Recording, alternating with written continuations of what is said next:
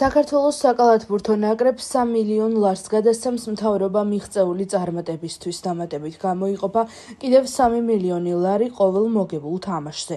ასეთია პრემიერ-მინისტრის გადაწყვეტილება. მთავრობის დღევანდელ სხდომაზე ირაკლი კობახიძემ სპორტსმენებს ისტორიული შედეგი ევრობასკეტ 2025-ზე მეოთხედ ფინალში გასვლა მიულოცა. პრემიერმა ასევე ისაუბრა ეკონომიკურ მაჩვენებელზე, საწარმოების ოპტიმიზაციასა და რთველზე. კალათბურთელებს მიულოცვა ისტორიული წარმატება პირველად ევროპის 8 საუკეთესო გუნდს შორის მოხდა ჩვენი ეროვნული ნაკრები და მინდა თითოეულ კალათბურთელს და მთლიანად გუნდს მათ შორის მწვრთნელებს გადაუხადო. მადლობა მნიშვნელოვანი მატჩები გველის წინ და დარწმუნებული ვარ, რომ შემდეგ თამაშებშიც წარმატება იქნება ჩვენს მხარეს. ასე ფეხბურთელებს მინდა მიულოცო გუნდში გამარჯვება, შტამბეშტავი გამარჯვება და მათაც მინდა წარმატებები უსურვო მსოფლიო ჩემპიონატის შესარჩევ ტურნირში. რაც შეეხება კალათბურთელებს, გამომდინარე იქიდან რომ ჩვენ გვაქვს ისტორიული შედეგი, გვინდა ეს შედეგი აღვნიშნოთ მთავრობის მხრიდან შესაბამისი ფულადი პრემიითაც და ვფიქრობთ, რომ 3 მილიონი ლარი გამოიყოს უკვე მიღწეული წარმატებისთვის და ყოველი შემდეგი მოგებული თამაშისთვის ევრობასკეტზე, ევროპის ჩემპიონატზე ასევე დავაწესებთ 3 მილიონ ლარს. მთავრობის გადაწყვეტილებით გუნდს, რომელმაც მიაღწიეს ეს შედეგი 3 მილიონი ლარი გამოეყოფა, ხოლო ყოველი თამაშის მოგების შემთხვევაშიც 3 მილიონი ლარით იქნებიან ჩვენი კალათბურთელები დაჯილდოებულნი. ასევე მინდა ვისარგებლოს შემთხვევით და თითოეულ ფეხბურთელს გულში მდელი წარმატების გამო მიულოცო და მადლობა გადაუხადო.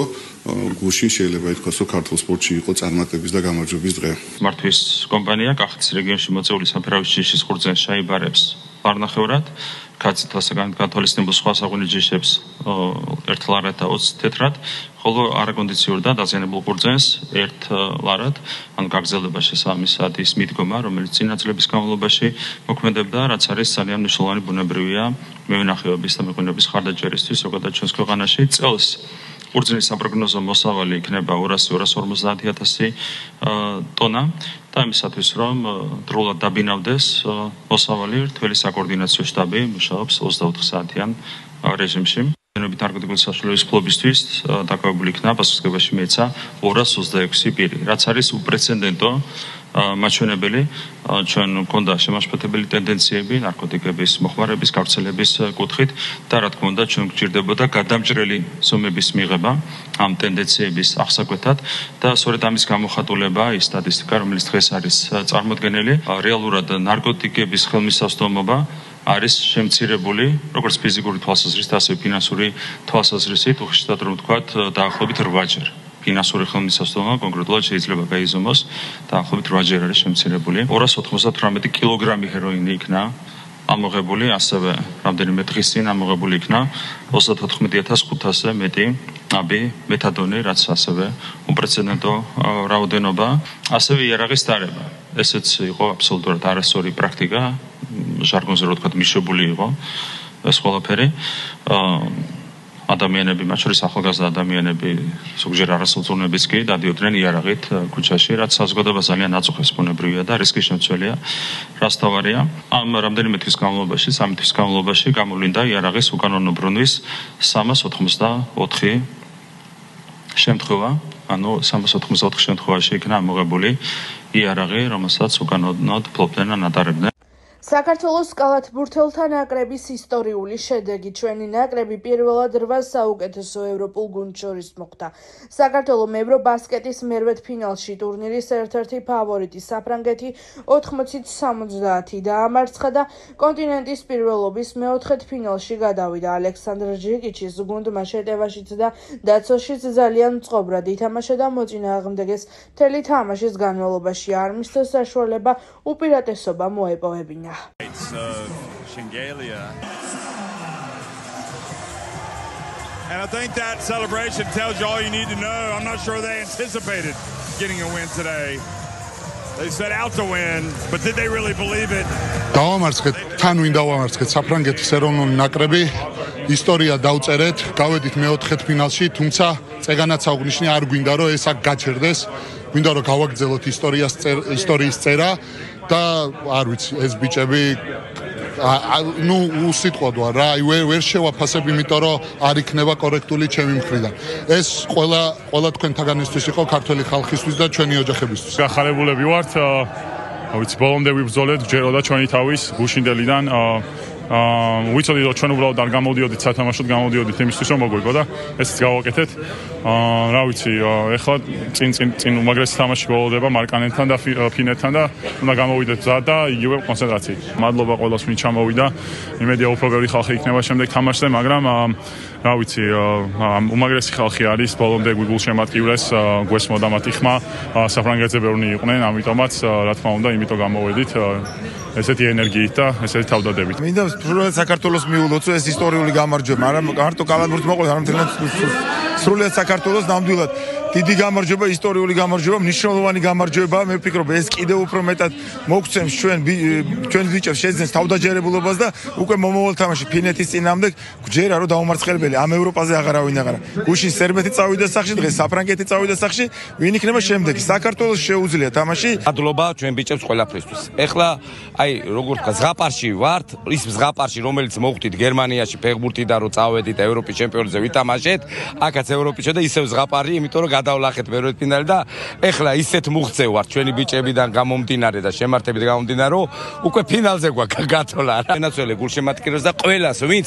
ამ შედეგში მიიღო მონაწილეობა და იმაშიც, რომ გაკეთა ჩარტერული რეისი და ჩამოფრინდი ჩვენ აქა და მოხდა ეს კომაგების ჩამოყვანა და ამ ხალხის, რომელმაც მუხტი, ის მუხტი, რომელმა მუხტმაც მისცა, დიდი გამარჯვება მოუტანა ჩვენ ერს.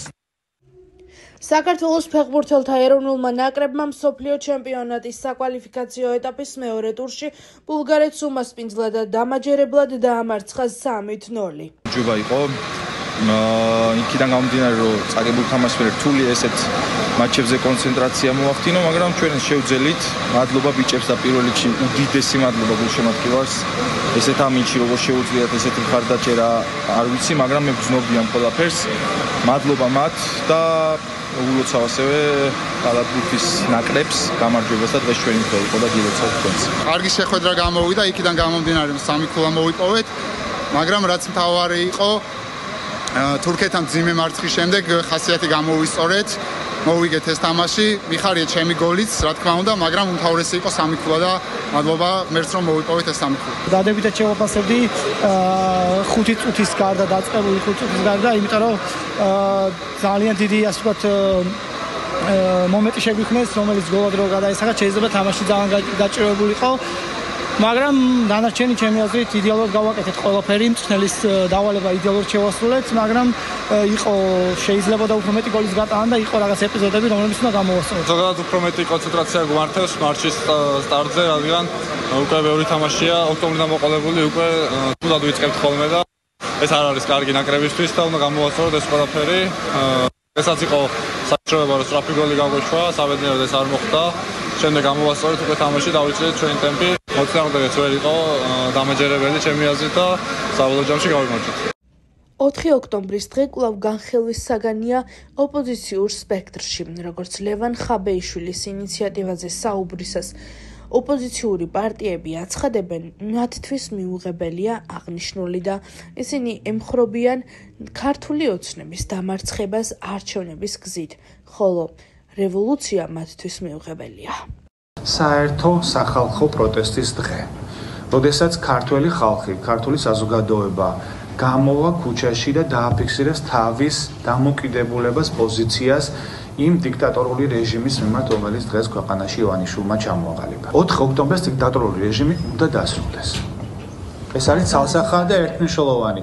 როგორ დასრულდება, რა იქნება, რა გეგმები იქნება, ეხლა ბუნებრივია, ამის არც საჯაროდ საუბარი არ არის მიზანშეწონილი და მართებული, აი დამოკიდებული იქნება ეგრეთ წოდებულ ხელისუფლებაზე. ნაციონალური მოძრაობის ამ რადიკალური გადაწყვეტილებებით და აი ამ რადიკალური სცენარების დანოსებით მხოლოდ ძლიერდება ოცნების რეჟიმი და მხოლოდ კიდევ უფრო მეტად მძვინვარებს ეს რეჟიმი და ახლა უკვე ესეთ ძალადობრივ ფორმებზე არის გადასული. ეს პირველ რიგში, რა თქმა უნდა, ნაციონალური მოძრაობის ამ აბსურდული იდეებისა და აბსურდული ნაბიჯების დამსახურება არის, ჩვენ ვერ ვხედავთ კონკრეტულ გეგმას, ბოიკოტის მომხრეები როგორ ამარცხებენ რეჟიმს და აქეთ მხარეს გვაქვს კონკრეტული გეგმები და კონკრეტული ნაბიჯები უკვე გადადგმული. სიღმაწვილის სენი ქვია ამას, რომ რაღაც ბავშვი რომ რაღაცნაირად გაჯიუტდება და მე ფეხებს რო აბაკუნებს და მე ყურადღებას რო არ აქცევ, მე ტირილს რო იწყებს და მე კიდე რო უმატებს და უმატებს.